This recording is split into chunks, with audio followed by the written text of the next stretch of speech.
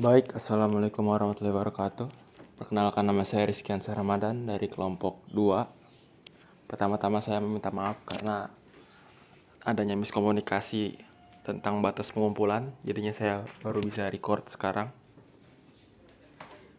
Jadi di sini saya akan nge-record alur aplikasi saja karena penjelasannya sudah ada di README, terus ada di PPT dan lain-lain. Jadi ini fokus untuk alur aplikasi aja. Oke, di sini pertama ada login page. Di sini kita langsung login memakai akun admin.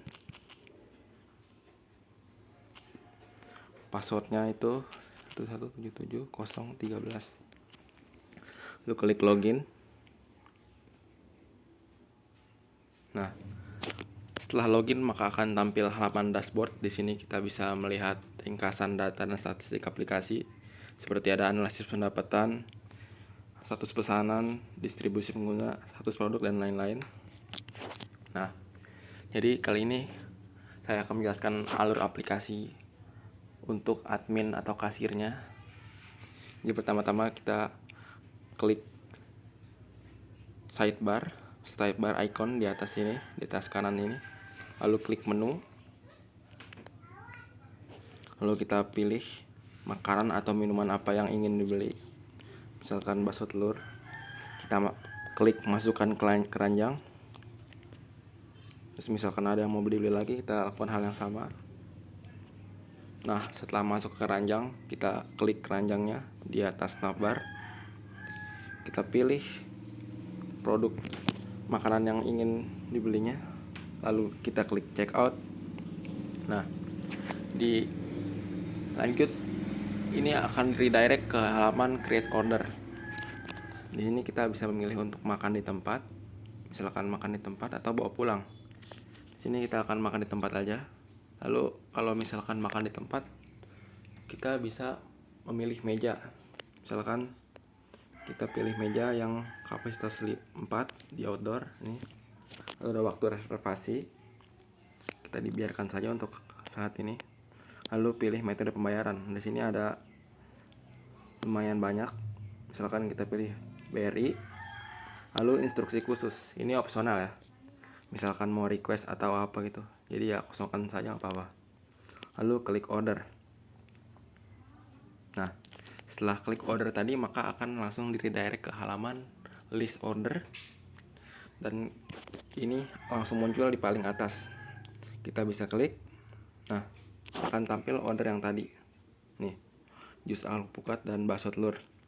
Dan untuk membayarnya, kita bisa transfer ke akun BRI dengan via di bawah ini, dengan nomor rekening di bawah ini. Lalu kita juga bisa simpan bukti.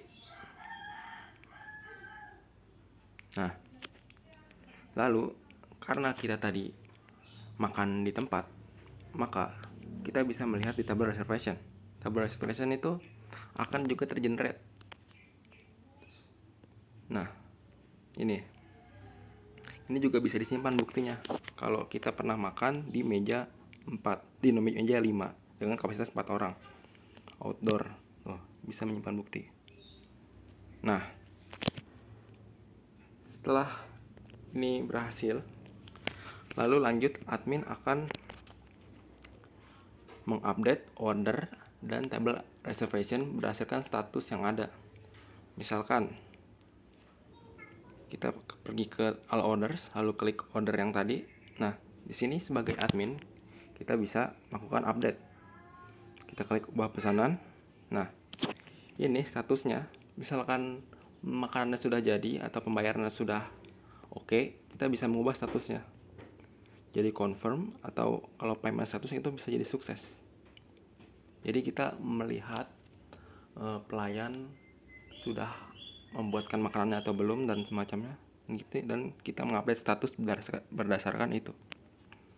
Confirm. Nah, klik update order. Nah, statusnya sekarang sudah berubah. Lanjut ke table reservation. Nah, ini juga sama. Misalkan pembelinya itu sudah leave, sudah pergi, kita bisa mengubah table reservation-nya menjadi completed. Atau kalau misalnya sudah ditempati, kita bisa mengubahnya jadi occupied. Kalau misalnya untuk sekarang use case-nya mungkin sudah pergi, jadi completed aja. Update. Nah. Oke. Nah. Dan dashboard juga akan bertambah status pesanannya menjadi 4 yang sebelumnya 3.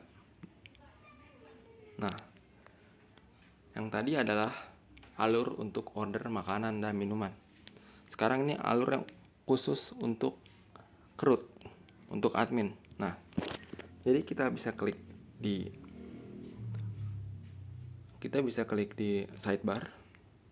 Lalu ada menu, kategori, payment method, dan lain-lain. Kita bisa klik salah satu. Misalkan kita klik menu. Nah, akan tampil list menu. Bagaimana kalau misalnya kita mau menambahnya? Kita klik titik 3 di bawah. Lalu ada utility. Dan utility-nya ini ada 3. Ada select item, delete item, dan add menu item. Misalkan kita pilih add menu item. Nah, kita bisa menambahkan nama, description, price. Jadi kita akan membuat menu baru. Contohnya ini tes aja.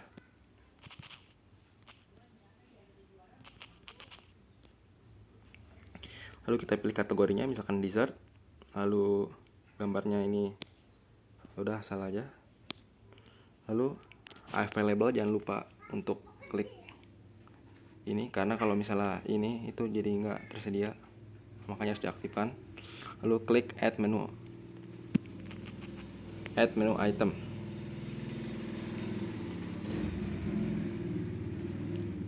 Dan akan tampil menu itemnya di list menu item. Dan kita juga bisa update. Bagaimana caranya update? Kita klik saja menu itemnya. Nah, lalu ada titik 3 nih di kanan bawah. Lalu kita klik, nah ada hapus dan ubah menu. Jadi kita bisa ubah, misalkan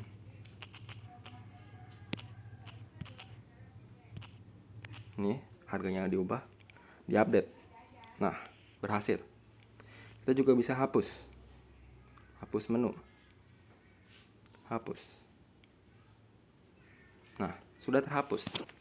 Nah, begitu pula dengan yang lainnya di kategori payment method, restaurant table. Tapi untuk kedua yang di bawah, all order dan table reservation, itu tidak bisa di create. Bisanya hanya di update, karena itu terkait dengan alur proses order. Jadi kita tidak bisa create semau kita. Nah, begitu pula dengan kategori, itu alurnya sama.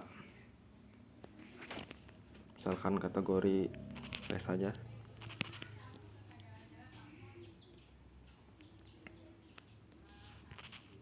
Ini karena deskripsinya itu minimal 10 karakter, jadi harus input 10 karakter. Dan oke, sudah dibuat.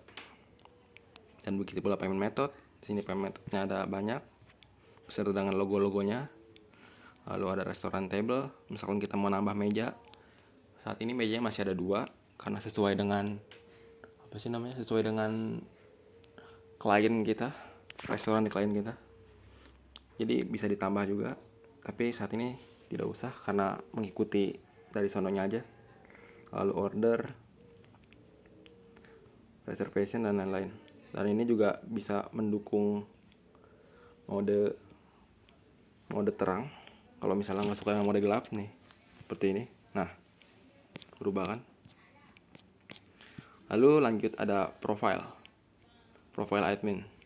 Di sini kita bisa ganti nama, email, nomor telepon, address, dan lain-lain. Bisa juga ubah password.